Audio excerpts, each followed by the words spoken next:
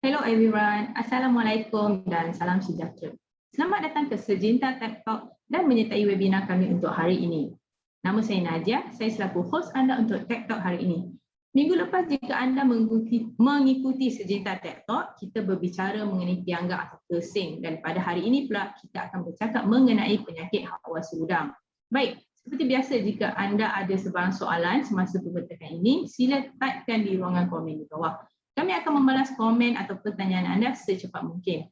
Jangan lupa like dan share sesi ini di Facebook anda. Sebelum kita mula, saya ingin memperkenalkan penyampai kita untuk topik hari ini iaitu Encik Aswadi Mat Taib selaku wakil jualan kami di wilayah Selangor dan Perak. Untuk makluman tuan-puan ya, Encik Aswadi sudah bersama Sejinta lebih 15 tahun dan mempunyai pengalaman luas di lapangan terutama di kawasan sawah padi. Encik Aswadi sudah berkhidmat di Bersut, Selangor, kembali ke Ibu Pejabat dan kembali ke Sekincang Selangor. Kami berharap agar penguasian maklumat dan penerangan pada hari ini dapat membantu tuan-puan untuk mengelakkan serangan hawa surudang ini. Dengan tidak membuang masa, saya ingin mempersilakan Encik Aswadi untuk memulakan perbincangan anda. Silakan Encik Aswadi. Baik, terima kasih Nadia. Assalamualaikum warahmatullahi wabarakatuh. Selamat malam, salam sejahtera kepada semua. Jadi nama saya Muhammad Aswadi bin Mat Taib, bertugas di kawasan Sekincang. Ya, jadi malam ini kita bersama-sama dengan saya dan juga Najia dalam Sejinta Tech Talk live webinar kita akan menyentuh ataupun berbincang masalah penyakit sawah padi ya. Dan kita akan fokuskan malam ini dua jenis penyakit iaitu hawa surudang dan juga bintik perang. Jadi malam ini saya akan menyentuh beberapa topik ya Puan Najia. Yang pertama sekali kita akan tengok dari segi pengenalan ya. Lepas tu saya akan kaitkan dengan isu ataupun senario semasa yang berlaku di Malaysia dan berdasarkan isu tersebut kita akan tengok apa teknologi yang Sejinta boleh bawa dan bantu pesawah-pesawah kita. Seterusnya saya akan terangkan secara teknikal berkenaan teknologi tersebut, kadar, masa dan sebagainya. Ini yang amat penting ya. Dan last sekali saya dengan Najia bersama-sama akan buat rumusan untuk webinar pada malam ini. Alright. Jadi kalau tuan-tuan, puan-puan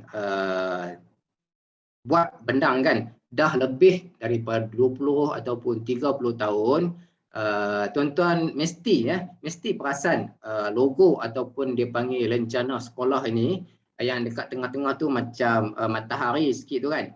Okey, logo ni dah bersama-sama dengan tuan-tuan dah lebih 20 tahun. Lama kan Najia kan?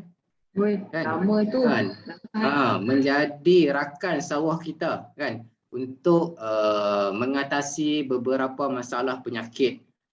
Dan pada malam ini kami nak sentuh teknologi ini sebab ada sesetengah petani yang dah lupa kan, dah tak pakai kan, dulu pakai 2 kali sekarang pakai sekali kan, dah ada yang tak ingat. Jadi malam ni kita nak ingatkan balik apa teknologi ini yang boleh membantu tuan-tuan. Jadi kita tengok bahagian isu. Okay? Kalau tengok di Malaysia sekarang, kejatuhan hasil dan kualiti agak ketara, agak membimbangkan, terutamanya di kawasan jelapang padi di Malaysia ni. Jelapang padi ni contohnya di Selangor, di Perak, di Penang, sebahagian Mada dan lain-lain tempat. Dan bila bercakap tentang hasil, kalau petani itu berjaya dapat hasil yang tinggi, maka pendapatannya akan tinggi kan. Tapi kalau dia dapat hasil yang rendah, akan mengakibatkan pendapatan dia juga rendah. Pendapatan ini berkait rapat dengan duit kan. Apabila pendapatan rendah akan mengakibatkan kualiti hidup dia pun akan mengalami kemurungan ya. Baik, dari segi kejatuhan hasil dan kualiti ini kita tak nak bincang dalam skop yang luas. Okay? Kita nak ambil skop yang agak kecil dan di sini saya letak satu faktor tak boleh ubah Dan satu lagi faktor yang kita boleh ubah, boleh adjust. Okey. Okey, kalau kita tengok faktor tak boleh ubah, ni tak boleh buat apa lah ni. Ni kuasa yang Maha Esa. Okey. Hujan, ribut, taufan, tenggelam, rebah dan sebagainya. Kat sini Najah boleh buat apa Najah? Agak-agak tak boleh buat apa kan? Jadi Ini tak boleh buat apa, kuasa Tuhan. Jadi kita sebagai manusia hanya boleh tadah tangan dan berdoa lah. Ya Allah ya Tuhanku, selamatkanlah pada aku. Ya Allah ya Tuhanku, bagilah hasil yang tinggi kepada aku pada musim ini. Amin. Okey, tapi dia ada faktor yang boleh ubah. Okay? Faktor boleh ubah ni banyak juga. Kan? Rawat tanah, pH, air, baja, racun dan sebagainya. Kita tak akan bincangkan semua. Kita akan berbincang yang berkaitan dengan teknologi daripada Syngenta, iaitu penyakit kan. Dia ada lain lagi macam ulat, serangga dan sebagainya. Tetapi kita nak fokus malam ni kepada penyakit. Penyakit pun kita tak akan bincangkan semua. Penyakit ni banyak disebabkan oleh kulat, bakteria, virus kan, dan sebagainya. Kita tak akan sentuh dan kita akan sentuh bahagian kulat sahaja. Dan kalau tuan-tuan sedia maklum, ulat ni pun banyak jenis. Ada karah daun, karah tangkai, hawa seludar, bintik perang, fasmat dan sebagainya. Banyak lagi. Jadi malam ni kita hanya akan sentuh berkaitan penyakit hawa seludar. Alright. Okey. Penyakit hawa seludar ni adalah disebabkan oleh satu kulat, iaitu kita panggil Rhizoctonia solani. Okey. Penyakit ni dia serang ke semua peringkat padi daripada kecil sampailah ke besar. Okey, kalau mengikut statistik ataupun penyelidikan, dia bermula pada umur 20 hari ke atas. Sebab apa tahu? Okey, sebabnya satu, pokok padi kita dah beranak, anaknya banyak. Kedua, ruang ni dah jadi padat sebab dia beranak. Dan yang ketiga, sistem pembajaan kita dah bermula menyebabkan keadaan tu sesuai untuk kulat Rhizoctonia tadi membiak. Okey, lebih-lebih lagi kalau kita masuk air. Alright. Jadi macam mana nak kenal hawa seludar ni? Okey, tengok gambar Rajah pertama. Gambar tu kan. Situ dah tu. Tapi ini dah diserang. Sebelum diserang kita takkan nampak kesannya. Bila dah diserang, kita akan nampak kesannya di batang. Dia macam terbakar dan bentuknya dia seakan-akan corak pada badan ular sawah. Najia tahu ular sawah coraknya? Tahu. Sama macam tu. Kalau tuan-tuan puan-puan dah nampak kesan yang macam tu, menandakan pokok padi itu dah dijangkiti dan telah diserang. Okey. Dia bermula daripada bawah ke atas penyakit ni. Right. Dan yang lebih parah kritikalnya, bila kita tak buat kawalan ataupun rawatan, dia akan serang ke seluruhan bahagian pokok. Daun kita terbakar, padi kita hampa dan kosong. Dan di daun tu akan jelas kelihatan corak ular sawah tadi. Right. Ular sawah di sini ya? Ya, sama. Ular sawah. Okey, penyakit yang kedua. Kita panggil dia bintik perang. Okey, penyakit ni pun penyakit utama dalam tanaman padi. Okey, cuma yang membezakan penyakit ini dengan hawa seludar adalah penyakit ini menyerang bahagian besarnya adalah daun. Okey, di bahagian daun ni bila serangan berlaku kita akan nampak bintik. Dia bukan bintik berjarum ataupun berpusar, tapi dia bintik dia tirus dan memanjang sedikit panjang seperti gambar rajah kedua, okey, yang ditunjukkan. Apabila nampak saja kesan yang seperti ini, menunjukkan padi kita tu dah kena serangan bintik perang. Okey. Yang menyebabkan penyakit ini lebih kritikal, dia tak akan berhenti kalau kita tak buat kawalan. Kalau kita buat kawalan, dia berhenti. Bila kita tak buat kawalan, dia akan terus membiak, dia akan pergi kepada tangkai. Dan apabila pergi kepada tangkai, menyebabkan biji kita tu diserang dan dia akan hitam. Okey, kat sini setengah-setengah petani dia panggil penyakit tangkai kotor. Bila berlaku macam ni, kotorlah padi kita tu kan. Elok-elok kita mendapat grade yang agak bagus. Bila ada penyakit ini, grade padi kita akan menurun. Okey. Okey, jadi berdasarkan kepada isu ataupun senario tadi tu kan, Syngenta iaitu pembekal teknologi racun terbesar di dunia ni ada mengeluarkan satu teknologi produk yang saya tak boleh sebutkan namanya, bermula dengan huruf S kan dan berakhir dengan huruf E kan. Tuan-tuan ejalah sendiri. Okey, apa yang saya boleh bagi tahu, bahan di dalam produk ini adalah difenoconazole 23.23% dan yang selebihnya itu adalah bahan lengai ataupun kita panggil bahan yang membawa difenoconazole ini, dan tuan-tuan sembuh kepada pokok padi. Bungkusan produk ini adalah 250 ml. Bungkusan kecil khas untuk pasaran subsidi ataupun kita panggil SIPP, dan satu lagi bungkusan dia adalah 500 ml, bungkusan yang besar untuk pasaran biasa ataupun tuan-tuan boleh dapat di kedai-kedai racun. Kadar penggunaan produk ini 200 ml sehektar ataupun 25 ekar ataupun di belah-belah Kedah kita boleh convert menjadi 4 relung lebih kurang. Okey, tindakan dia adalah sistemik dan serasa-lamina. Dan kaedah semburan dia adalah semburan secara foliar. Semburan secara foliar ni bermaksud tuan ambil 200 ml dan bancuh bersama air dan sembuh ke tanaman. Itu semburan foliar. Okey. Baik Encik Aswadi. Saya ada satu soalan dan mungkin para petani kita juga nak tahu ya. Bilakah waktu semburan yang sesuai untuk mengawal penyakit harwas gudang ini? Alright, soalan yang bagus. Kan saya akan menjawab soalan ini dalam slide yang berikutnya, iaitu masa menyembuh. Okey, hari ni kita masuk di bahagian teknikal dia. Amat penting masa menyembuh ni kena tepat kan. Jangan jangan terlewat kan, penyakit ni jangan lewat. Okey, kalau tengok di sini gambar rajah yang pertama, tuan-tuan Puan Najah boleh tunjuk masa menyembuh kan. Yang disyorkan oleh syarikat Syngenta adalah 2 pusingan, 2 kali semburan untuk 1 musim.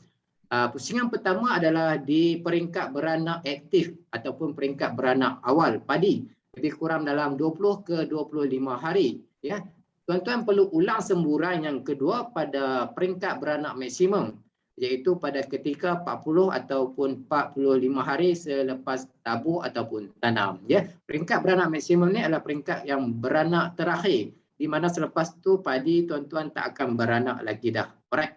Jadi apa relevannya pakai produk ini di peringkat awal? Sebab ada di setengah kawasan petani menggunakan produk ini di akhir musim kan. Jadi apa yang disyorkan oleh Syngenta adalah kerana kita sedia maklum kulat rhizoctonia ataupun penyakit-penyakit lain ni akan mula aktif pada peringkat awal. Disebabkan kebanyakan penyakit ini adalah penyakit bawaan tanah kan. Bila kita tanam, kita tabur, kita masuk air, kulat-kulat tadi tu akan naik bersama-sama air dan dia akan duduk di seludang ataupun ruas padi. Dekat situ dia mula aktif. Okey, ni peringkat yang pertama. Peringkat yang kedua, apabila kita tak buat rawatan, tak melakukan semburan pada peringkat yang pertama tadi, kulat tadi mula berjangkit pada pokok padi kan. Dia mula berjangkit tetapi dia tidak menunjukkan kesan lagi. Dan seterusnya, kalau petani kata tak apa, relax dulu kan. Tunggulah dia ada dulu baru kita sebut. Peringkat yang ketiga ni sudah kritikal. Padi yang telah dijangkitkan tadi itu dia akan serang dan akan menunjukkan kesan. Kesan dia kita boleh nampak di seludang. Okey. Ada juga setengah kawasan bila dah nampak simptom pun tak buat kawalan juga. Kan? Tak mau semua juga kan. Tak apa, biar dulu. Agak bahaya sebab apa? Penyakit tadi akan mula merebak dari pokok ke pokok, dari kiri ke kanan, dari atas ke bawah dan seterusnya. Tak mau juga buat kawalan kan. Okey, peringkat yang last ni menyebabkan pokok yang berjangkit tadi tu akan keseluruhan pokok. Dia akan kena daun, dia akan kena buah dan last sekali kalau kritikal sangat pokok tu akan mati. Beginilah kitaran hidup Rhizoctonia solani. Jadi apa yang Syngenta syorkan 2 kali semburan kena buat pada peringkat yang pertama. Okey, perlu sembuh di situ. Dan yang kedua, perlu buat semburan ulangan pada peringkat sebelum pokok padi kita diserang ataupun sebelum kulat tu menjadi semakin serius, ya. Dan kita berharap kitaran hidup kulat ini akan terhenti dengan 2 kali semburan produk ini. Baik. Okey, kita dah tahu dah kan masa mana nak pakai kan, 20 40 hari 2 kali selang 20 hari. Jadi berapa kadar kita nak pakai kan produk ini. Alright. Di Syngenta kami syorkan 200 ml, ya, 200 ml produk ini untuk setiap hektar. Jadi di sini saya bagi 2 kaedah yang paling popular di Malaysia. Kaedah yang pertama, banyak petani menggunakan blower atau dipanggil mist blower, atau setengah kawasan dia panggil sembuh kabus. Okey. Kaedah ni popular dan kebanyakan kawasan menggunakan kaedah ni. Tak kiralah di Selangor ke, Perak ke, Pening, Kedah, Kelantan menggunakan kaedah ini. Dan ada satu kaedah lagi yang terkini, teknologi terkini, ada kawasan sudah menggunakan drone, kan? Jadi dua kaedah ni sukatan racunnya berlainan. Jadi saya akan terangkan satu-satu. Okey, kalau menggunakan blower, kalau satu tempat tu dia menggunakan 10 tangki, kadar yang perlu dimasukkan dalam tangki tersebut adalah 20 ml.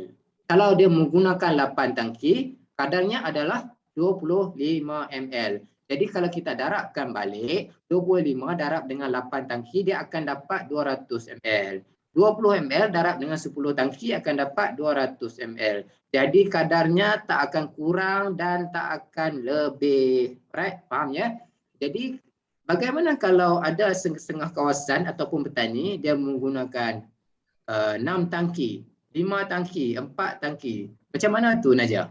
Boleh tak? Boleh. Saya rasa boleh. Alright. Boleh ya? Okey, betul lah tu. Boleh. Tak kira lah dia pakai 4 ke, 3 ke, 5 ke, 6 ke, 7 ke. Dia hanya bahagikan 200 ml dan bahagikan dengan pump yang dia pakai. Kalau dia pakai 5, 200 bahagi 5. Jadi satu pump dia adalah 50 ml. Okey. Baik. Macam mana yang pakai drone? Okey, pakai drone ni yang paling popular di Malaysia sekarang ni, dia pakai 2 tangki ataupun dia panggil 2 tong, dan satu lagi dia panggil 3 tangki ataupun 3 tong. Hak ni kebanyakan kawasan praktik amalan yang macam ni. Alright. Jadi kalau dia pakai 2 tangki, kadar dia hendaklah 100 ml untuk setiap tangki. Kalau menggunakan 3 tangki, kadarnya adalah 66.67 ml untuk setiap tangki. Dan kalau kita kirakan balik, kadarnya nanti hujungnya akan jatuh 200 ml untuk setiap hektar. Alright. Satu persoalan, boleh tak kalau dia pakai 2 tangki menggunakan drone, tapi dia nak pakai 20 ml? Mana kata 20 ml darab dengan 2 tangki hanya 40 ml untuk sehektar. Boleh tak Najah? Yang ni saya rasa tak boleh. Alright. Ya, tuan-tuan, puan-puan, jangan macam tu. Ya. Jangan 2 tangki, kita nak pakai ikut kaedah blower 20 ml. Jadi hanya dapat 40 ml. Kadar yang jatuh untuk sehektar sangat kurang dan menyebabkan racun tu tawar dan mengakibatkan kulat yang kita nak kawal tadi tak dapat dikawal sepenuhnya, mengakibatkan pembaziran dan penyakit akan berleluasa. Harap semua faham. Okey. Alright. Jadi slide ni saya nak bawa tuan-tuan nak bercerita tentang cara produk ni bertindak, kan. Dia mesti ada, setiap produk ni dia mesti ada cara tindakan dia. Jadi kalau tengok dekat sini, kat pokok padi tu, dia ada 2 anak panah, satu anak panah kuning, alright, daripada bawah ke atas, satu anak panah merah daripada atas ke bawah. Jadi apabila kita menggunakan 200 ml skor, kita sembuhkan untuk 1 hektar, pokok kita tadi dah dilindungi. Okey. Yang pertama, alright, sistem tindakan produk ini adalah sistemik. Sistemik kalau tuan-tuan faham, dia adalah serap. Dia akan serap bahan difenoconazole tadi ke seluruh bahagian pokok melalui sistem xylem. Xylem ni yang kuning itulah, kan. Dia bergerak daripada bawah ke atas. Dan satu lagi dia ada kesan translaminar, kan? Dia bertindak secara translaminar, dia boleh bergerak dari masuk ke bahagian pokok dari semua arah. Jadi tak ada masalah nak smoke dari macam mana pun. Okey. Satu lagi dia bertindak dia cepat meresap, ya, dia cepat meresap. Bermakna kata kalau adanya hujan dan sebagainya, dia tak ada masalah sebab produk ini tahan hujan. At least 1 jam selepas sembuh tak ada masalah. Okey. Seterusnya, dia ada satu tindakan mencegah. Dan apabila dah ada kulat di kawasan tersebut, dia bertindak untuk melumpuhkan kulat tersebut, menyebabkan kulat itu tak akan membiak. Seterusnya, apabila tisu ataupun pokok kita dah dijangkiti, okay, dia boleh berhenti, iaitu dia ada tindakan merawat. Alright? Dan last sekali dia ada satu tindakan yang dia panggil antisporulen.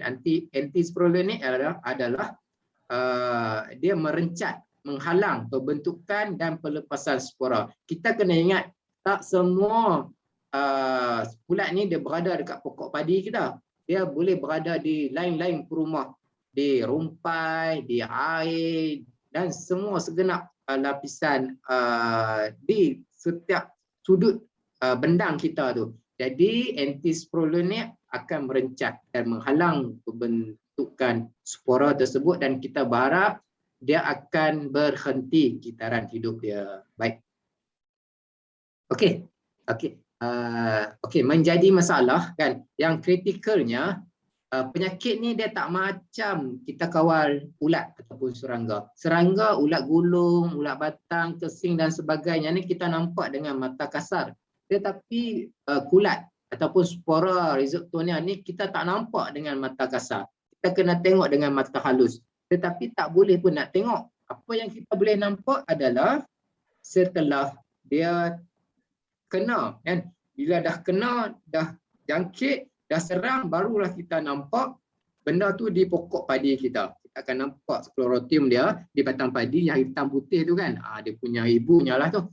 Benda ni akan, bila padi dah tuai, dia akan jatuh balik ke air, dia akan jatuh balik ke tanah dan pun dormant balik dekat tanah. Dan begitulah seterusnya setiap musim. Jadi kalau nak kawal penyakit ni, jangan menggunakan kaedah rawatan. Merawat, kita menggunakan kaedah mencegah adalah lebih baik. Okay. Alright. Di samping produk ni mengawal hawas udang dan bintik perang, dia unik kan. Produk ni sangat unik, istimewa. Dia ada kesan phytotonik, iaitu kesan dia dia boleh menyegarkan pokok padi kita. Kan?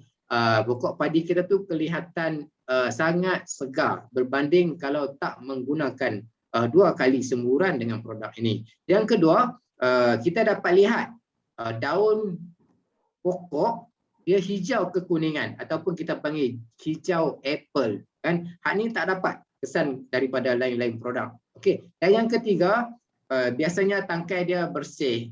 Dan yang keempat, hak ni yang paling popular di kalangan petani, apabila menggunakan produk ini konsisten, kan? Akan dapat kesan buah bersinar, iaitu buah dia berkilauan, right? Macam emas. Right. Inilah yang saya katakan tadi. Produk ini dapat memberi kesan buah lebih bersih dan bersinar. Tetapi petani, peladang dan pesawahan perlu melakukan semburan di awal musim dan di akhir musim perlu lakukan lagi sekali semburan untuk mendapatkan buah dia lebih bersinar dan sangat bersih. InsyaAllah. Baik. Okey. Okey, hak ni di Malaysia kita tak titik beratkan sangat, tetapi di lain-lain negara macam di Indonesia dan sebagainya, kualiti buah memainkan peranan yang penting menentukan harga padi tersebut.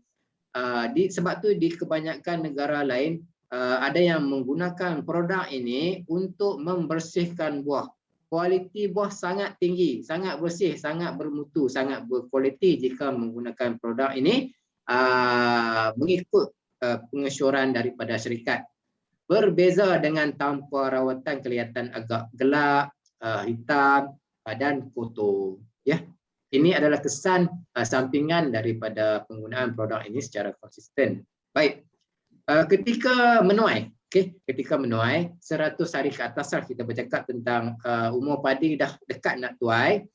Biasanya tanpa menggunakan produk ini, pokok padi kita akan kelihatan macam layu, nak mati kan, kering, kekeringan. Tetapi apabila kita menggunakan Syngenta Difenoconazole, boleh nampak perbezaan yang sangat ketara, ya, boleh sangat ketara. Pokok padi itu boleh dikatakan agak segar lagi, masih ada daun yang hijau, dan walaupun dah nampak kekuningan nak masak, tetapi pokok tu masih bertenaga, ya, masih bertenaga. Dan seterusnya dapat memberi biji dia lebih bernas, berisi, kan. Dan yang last sekali, apabila biji ni dah berisi, bernas dan cantik, hasil tentunya akan meningkat. Alright. Saya harap para petani pun dapat lihat apa yang saya nampak daripada mata kasar saya, yang dengan Syngenta Difenoconazole ini daunnya macam hijau apple yang macam Encik Aswadi bagi tahu kita tadi. Dan yang tanpa racun ini daun dia agak lesu, agak gelap dan suram, ya. Betul Cik Andi? Ya, betul. Okey, kita teruskan. Baik. Okey.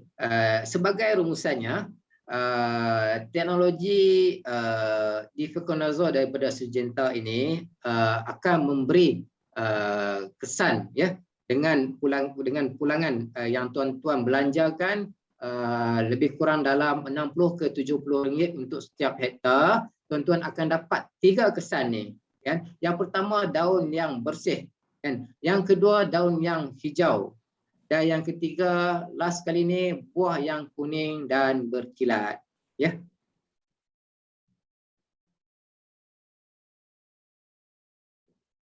Alright. Dan untuk makluman semua petani-petani, Syngenta dah mendaftarkan produk ini untuk semburan menggunakan drone. Jadi jika ada petani-petani yang menggunakan kaedah drone dan menggunakan produk ini, semburan tuan-tuan tu dibolehkan dan sah oleh undang-undangnya, sah di sisi undang-undang sebab dia dah didaftarkan penggunaan menggunakan drone. Okey. Baik. Okey. Terima kasih yang tak terhingga diucapkan kepada Encik Aswadi di atas kesudian memberi pengkongsian ilmu kepada kita semua, yang ini betapa pentingnya untuk kita mencegah penyakit awas undang ini. Baik, sebelum kita akhiri webinar kita pada hari ini, saya ada satu video untuk para penonton kita. Mari kita lihat